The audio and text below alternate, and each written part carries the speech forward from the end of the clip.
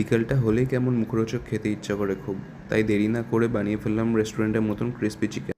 তো এখানে আমি মাংসটা নিয়েছি 500 গ্রামের মতন।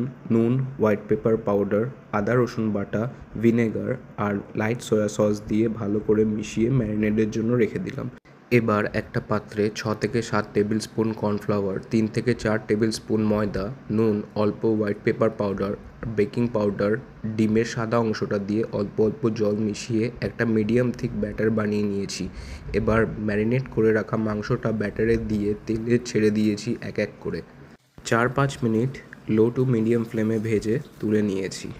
এবার সসটা বানানোর জন্য প্রথমে তেলে দিলাম রসুন কুচি, আদা কুচি, ক্যাপসিকাম, কাঁচা লঙ্কা কুচি, বাড়িতে বানানো Kashmiri chilli paste, tomato sauce, red chilli sauce, দিলাম স্বাদ মতো নুন, ভিনেগার, নাড়িয়ে চাড়িয়ে দিলাম জল।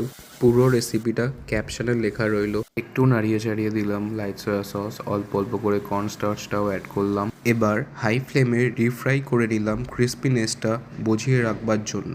তুলে দিয়ে দিলাম সসে। হাই ফ্লেমে ভালো করে সসে কোট করে নিলেই কিন্তু রেডি। বিকেলের পার্টিটা ভালোই জমবে। Follow for more recipes.